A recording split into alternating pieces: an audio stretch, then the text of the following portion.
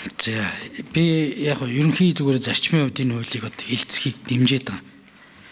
Тэгэхдээ яг энэ нөгөө танилцуулж ирсэн үзэл баримтлаас дагаж орж байгаа хуулиуд бол үнэхээр асуудалтай байна. За би энэ арбитрийн хуулиас нь эхлэе. Арбитр гэдэг бол талуудын харилцан тохиролцож сонгож одоо хэрэглэж маргаанаа шийдвэрлэдэг ийм зүйл. Нэг онцлог нь талууд л өөрөө зөвшөөрөөгүй бол арбитрийн одоо хилцэж байгаа энэ асуудал нууц байдаг байхгүй. Эндээ ч онцлог нь мэддэг. Гэсэн чи одоо энэ зарчмаас нь шууд эсрэгээр нь авч оруулж ирээд талууд тохиролцоог бол бүх юм илт одоо байна. Улам арбитраас хилцэхгүй байх нөхцөлийг энэ хуулиар бүрдүүлж байгаа байхгүй. Суур конвенцүүдийг судалсан уу? Яг нөгөө бие үгнээр ихтгэл үнэмшлийн үед ингээд дэмжмээр байдаг. Тэгээ яг ингээд дагж байгаа хуулиудыг харахаар үнэхээр одоо суур зарчмууд яг эсрэг. За одоо би энэ согтууруулгын дааны хууль аялал жуулчлалыг дагаад бараг энэ зөвшөөрлүүдтэй чи архитектон согтууруулалтыг шууд задгаад тавьчих шээ. Ингэж болж байгаа юм. Согтууруулгын дааны энэ хууль дээр орж ирж байгаа өөрчлөлт нь арай бас ингэж задгаад тавьж болохгүй шүү дээ. Би зүгээр суур үзэл баримтал буюу J-Inquiry сайдын хийж байгаа энэ бизнесийн ерөнхий орчныг сайжруулах юм дээр чи дэмжиж байгаа шүү дээ. Гэтэл эдлийн салбарын онцлогуудын юмыг шууд ингэж хуу татаж хаяад байгааг би ойлгохгүй байна. Нийтийн мэдээллийн ил тоотой байдлын хууль чинь зорилго нь өөр. Тэгсэн чинь одоо бүр сүүлдээ захин бизнес эрхлэгч гэж энэ тодорхойлт оруулж байгаа. Захин бизнес эрхлэгчдийн бүртгэл хөтлөх, бүртгэлийн дугаар олгох, төрийн захин үйлчлэгээ авах нөхцөл бүртгэлийг дүдгэл зүг сэргээ хүчингү болох журмыг батлах гэдэг. Нөгөө нэг үйл ажиллагаануудыг журмлахгүй гэсэн баахан журам гаргана гэд үндсэн энэ нийтийн мэдээллийн хуулийн бүр үзэл баримтлаг байхгүй бол бизнесийн бүртгэлийн хууль болгоод арайчтэй. Ингэж болох юм уу? За улсын бүртгэлийн хууль. Суур бүртгэл гэж иргэний бүртгэл, хуулийн этгээдийн бүртгэл, эд хөрөнгийн бүртгэл байдаг. Тэгсэн чинь одоо суур бүртгэлийн мэдээллийг хийхдээ төрөлцсөн мэдээллийг буюу ашиглаж хийнэ гэж байгаа байхгүй. Суур бүртгэлийг тэгж хийдгүү маа. Улсын бүртгэлийн ерөнхий хуулийн концепц чинь суур бүртгэл нь үнэн байж төрөлцсөн мэдээллүүд нь зөв болдог байхгүй.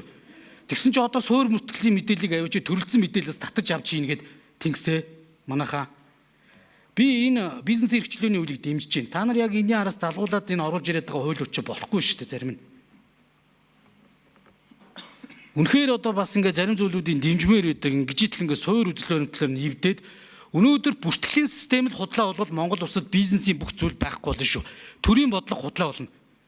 Бүртгэл гэдэг чинь Монгол улсын иргэн төрөөд өөхөх хүртэл түүнтэй холбоотой бүртгэл байдیں۔ Монгол улсад өмчийн бүх хэлбэрүүдийг одоо үүсэж байгаа энэ өмчүүдийг бүртгэл байдаг. Энэ хуулийн этгээдийн бүртгэл байдаг байхгүй. Тэгтэл энийг одоо ингээд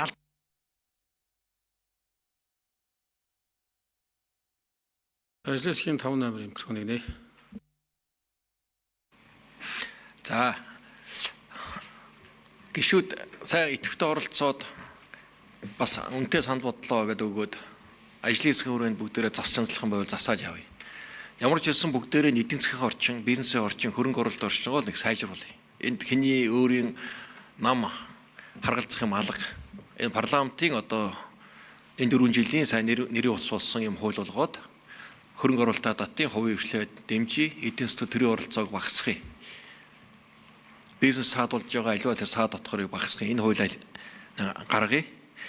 Тэгэхээр ажлын хэсэг дээрээ сайн детальны ярилцах. Одоо ингээд яриул ингээд хилцүүлэг маргаан үүсээд бас улс төржүүлээс улс төр болоод ингээд явчих гад болгоомжлоод байна л да. Сөрөн хариулах уу Тэнгис хоёр саяны тайлбар дээр. Ажлын хэсгийн 1 номерын микрофон. Тийм хөрөнгө оруулалтын хууль арбитрийн хуулид орсон өөрчлөлтөд холбогдуулаад олон улсын туршлагаас бас хуваалцъя. За энэ дээр болохоор нөгөө Юнстралийн ил тод байдлын дүрм гэж байгаа. 2014 оноос хойш яг энэ ил тод байдлын дүрмээ бас хэрэгжүүлээд явж байгаа. За олон улсын чиг хандлага маань юу руу явж байгаа гэхээр хөрөнгө оруулалтын маргааныг шийдвэрлэхдээ ил тод байдлыг хангаж ажиллах ёстой гэдэг дүрмийг бас батлаад улс орнууд яг энийг хэрэгжилтийг нь хангад явж байгаа. Тэгэхээр яг энэ зарчмыг л бид нар арбитрийн тухай хууль руу суулгаж орж ирж байгаа. За үүнээс гадна бас нэг Маврикийн конвенц гэж бас байгаа. Маврикийн конвенц дээр бас арбитрийн арилжааны арбитрийг бол илүү жоохон одоо хаалттай байдлаар явуулах ёстой гэдэг одоо олон улсын чиг хандлага бол байгаа.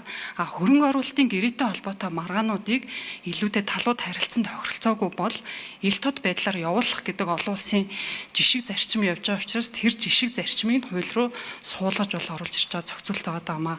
Тэгэхээр талууд бол хоорондоо За яг үүсэж хариулъя. Нэг номер.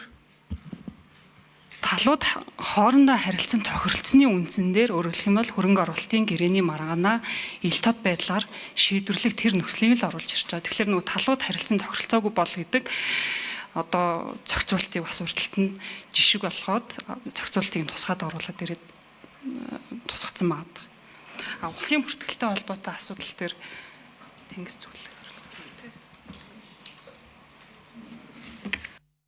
За улсын бүртгэлтэй асуудал ажлын хэсгийн 2 номер хариулъя. За энэ дээр зарчмын хувьд бол сайн зэрэг шинэ зөв байгаа. Яагаад тэгэхээр улсын бүртгэл маш чухал хариуцлагатай суурь бүртгэлийг хийдэг газар мөн. Үүнийг бид нэр маш олон жил ярьж байгаа. 2023, 22 онд одоо цахимжуулах төрийн үйл ажиллагаа, төрийн одоо төрд байгаа мэдээллийг яг хүн хуулийн этгээдээс дахиж шаардахгүй солилцох, хүн одоо нэг л газар мэдээлэл өгөө бүртгүүлдэг байх гэдэг зарчмыг хангах гээд маш олон ярьсан. Цахим мөгжлийн багц хууль одоо сайн зэрэг өөрөө тухайд ахалж ирсэн санагдаж байна. Нийтээ дараа нь 109 хууль дээр мөн одоо энэ мэдээлэл солилцох хэсэг оруулсан. За энэ удаа улсын бүртгэлийн тухай хуулинд орж байгаа өөрчлөлт бол нэгдүгээрт болно гэж байгаа. Хоёрдугаарт энэ одоо практик дээр ямар асуудал үүсэж байна гэхээр явж улсын бүртгэл өөрөө ганцхан цаасанд суурилж бүртгэл хийдэг байгууллага болж үлдчихэд бусад төрийн байгууллагууд системээс систем хооронд нэг баталгаатай технологиор мэдээлэл солилцоод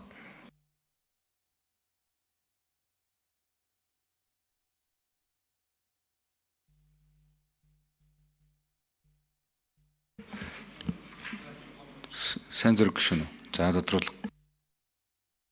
Тийм би тэгэхээр хилцгийг бол дэмжиж байна. Тэгэхээр ийм илүү дутуу юмнуудыг ажлын хэсгээр сайн ярина тэнгисээ. Улсын бүртгэлийн ерөнхий газрын энэ нэгдүгээр давалгааны дараа яагаад ажил явах байсан гэхээр хөрөнгө оруулалтанд байхгүй байгаа байхгүй. Өөрөөр хэлэх юм бол энэ мэдээллүүдийг шууд програмчдаар боловсруулалт хийдэг энэ програм анги софтверийн шинжилтээр хөрөнгө оруулалт хийхгүй байгаа учраас хоцорсон. Түүнээс биш энэ хуулийн чиний энэ томьёолоос асуудал үүсэж байгаа юм байхгүй. Суур мэдээллүүгээ ингэж хаамаагүй баталгаажгүй мэдээллийг авч ашиглаад мэдээллийн сан бүрдүүлвэл энэ Монгол улсад байгаа бүх мэдээлэл чинь худлаа болох гэдэг байгаа байхгүй. Та нар энийг ингэж эвдэж болохгүй. Энийг л бид нэр одоо бас анхаарах нь зөв.